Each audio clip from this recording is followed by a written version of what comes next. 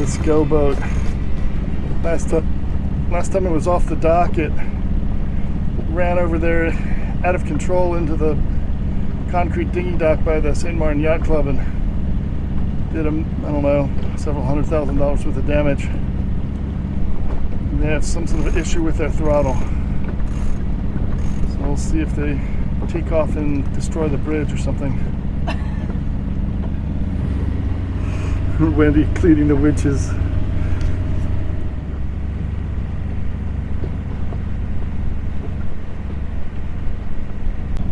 A pretty tight squeeze.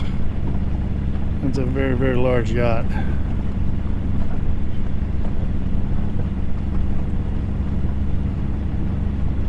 I'm sure we'll see it on YouTube later today if they scraped. Still made it. The idea here is to try to get these hinges off because they're breaking and they don't make them anymore. And I managed to do it so far on this one window using my go-to creme brulee torch and impact driver with a Milwaukee bit, which actually is holding together. The ones made by DeWalt were exploding and bending, so this is actually quite the improvement and it's working pretty well. I'm also using these scrapers to try to protect the rubber while I use the torch because I don't want to burn it, around.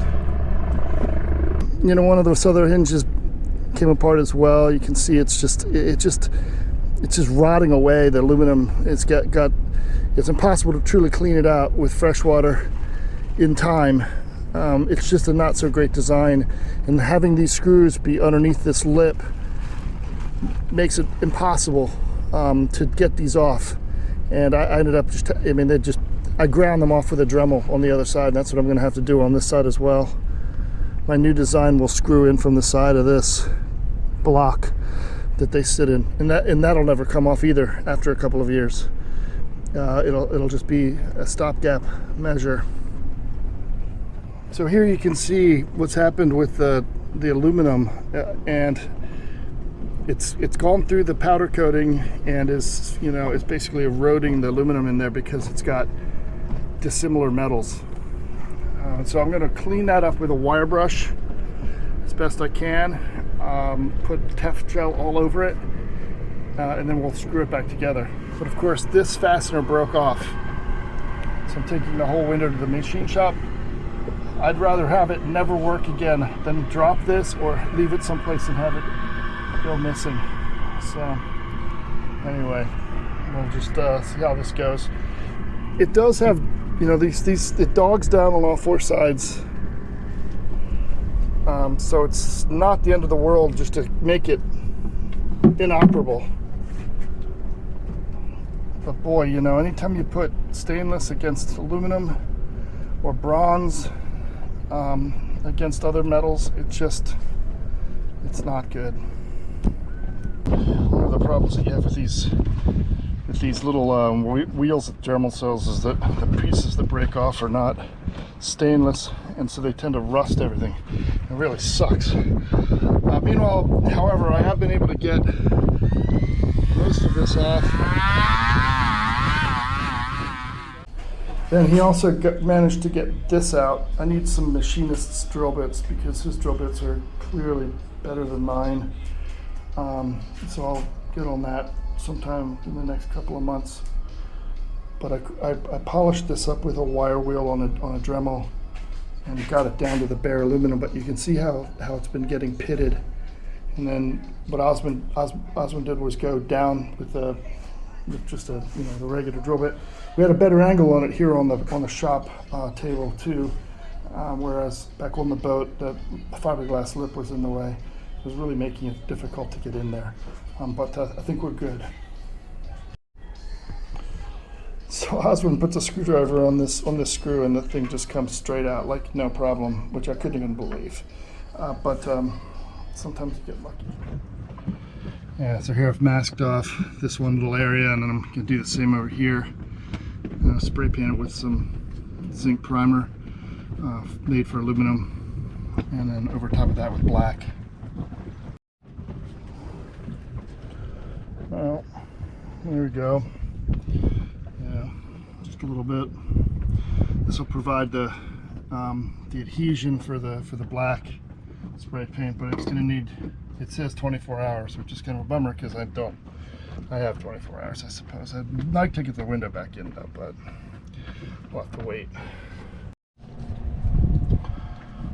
So here's the, this was the hole where I had broken off the screw, and Oswin, the machinist, went and drilled it out, and then I chased it just now using a 4x0.7 millimeter tap. I suppose if there's a trick to that, I said you would probably be best to lubricate these taps as you're going, and you do about a quarter turn and then back it back, or half a turn and then back it back a quarter, and you just keep on going down through.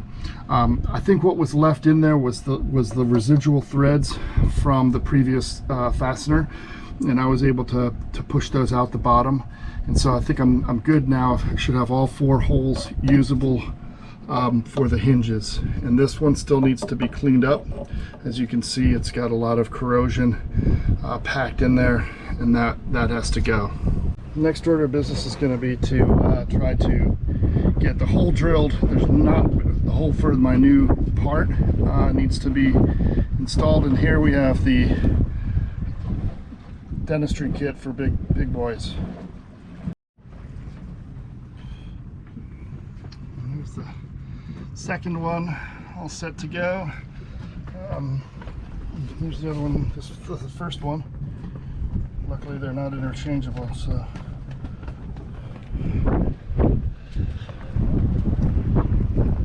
So here's the real deal here. This is the part that I had machined at the machine shop, and I'm pretty proud of it because it came out about as good as I wanted, other than the fact that he kind of got the end measurement wrong on these tabs. But I told him that was okay. I just welded them, cut them and welded them a little further out. So anyway, I think this will be the solution here, at least for this one hinge. This is the one we use all the time anyway.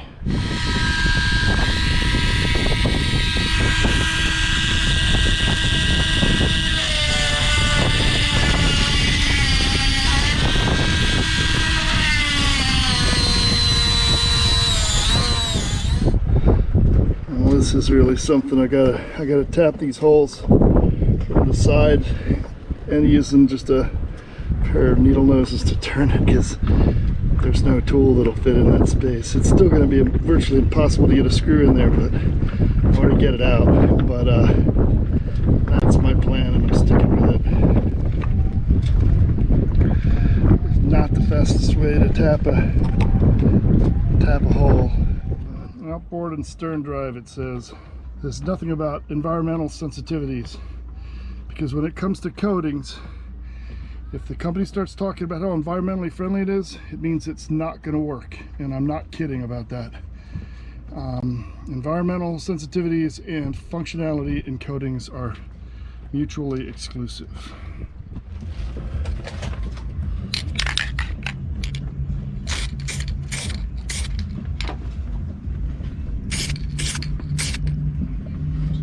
I always want to go thin. These types of coatings, I'll give it a second one in about 5 minutes. Well, so this looks pretty good, I think. I mean, the paint's in there. I've got this tape just there to allow the paint to dry so the hinge doesn't sit on top of that. But I think it should be a good situation here. I think that this is going to be good. We're actually here at the anchorage at Grand Cots, which is kind of the food town here on the Dutch Sint Maarten side. Marigot is probably bigger, but it's kind of in need of some work. This is a much more beautiful place to swim. Turtles and everything around, it's great.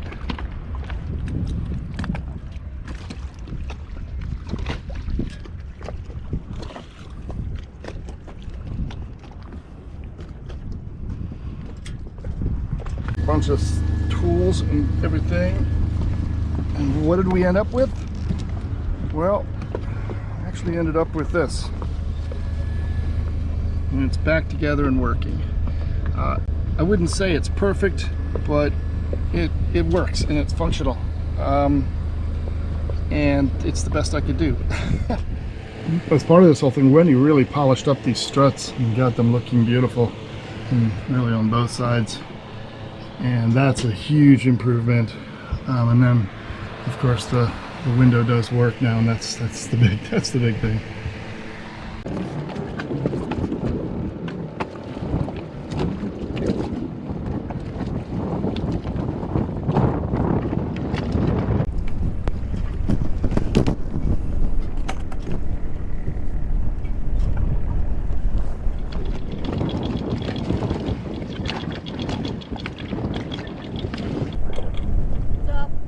Yep.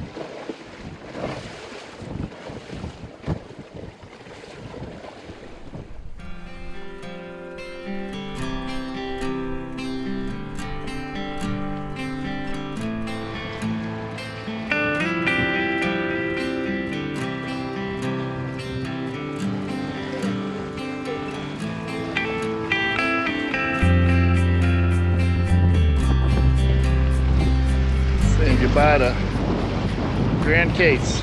We love Grand Case. Great place for food, good people, very, very pleasant little town.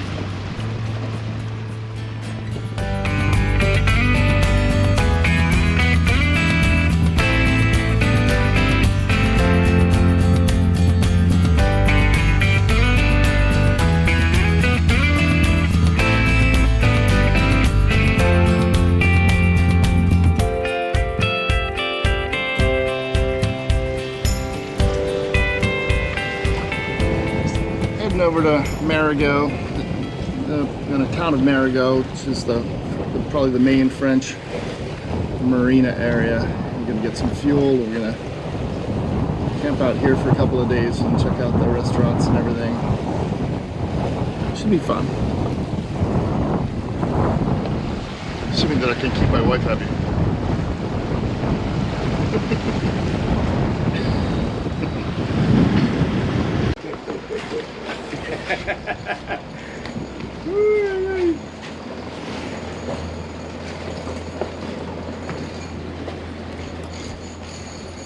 Euro, dollar, tout ça c'est pareil. Ouais. Yeah.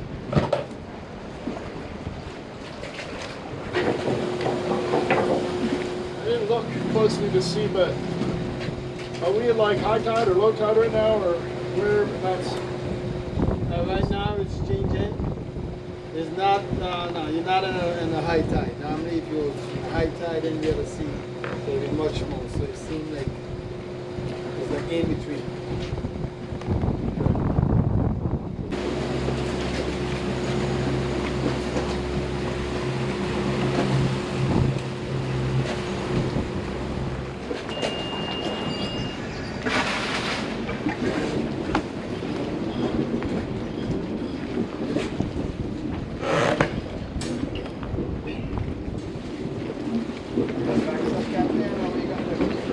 Let me go forward on this line. I probably can just kick it off if we can. Get out? Yeah. Well, this guy's going to be in the way right now. He needs to go back. Attends. Capitaine, donne-moi 2 minutes, laisse-moi me laisser partir parce que je veux pas qu'il te touche. En cas de sécurité, s'il te plaît. Non, juste un peu de marche arrière, laisse-moi le laisser te sortir. Ouais, mais je veux rien faire là, capitaine. Parce que s'il te touche, je suis pas responsable. Alors j'ai vu des soucis. Yeah, but then if you don't want to move and then he get touched, I'm not responsible. I asked him to move. We gotta come forward to move to get out. No, we can't do that. We gotta kick the stern out.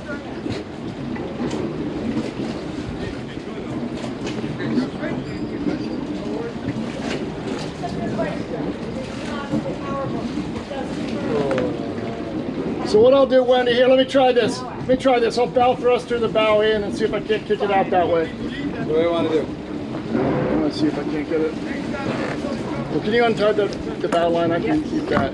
Yeah, you stand board. Just tell me Okay, what yeah. to do. You stand. This get is the- for that bow line. I can't understand why this guy didn't want to move back a little bit.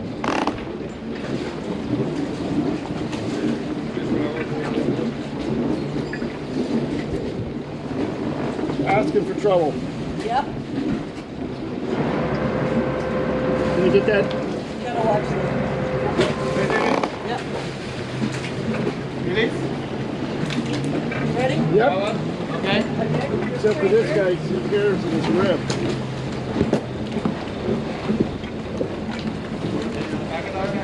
Yes. Yeah, and then this guy. Atom! Atom! Hey! Hey! Hey! Go! Ma'am, Thank you, sir, for your help. Seriously, what the fuck?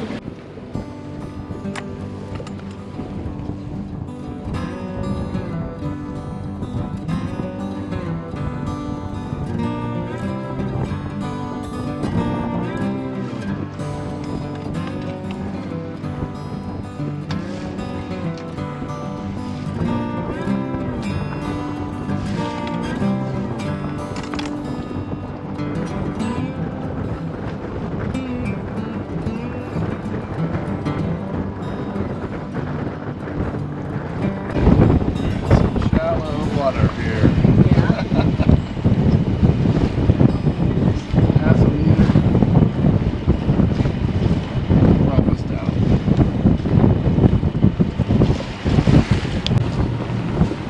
There he goes. Fenders are flying.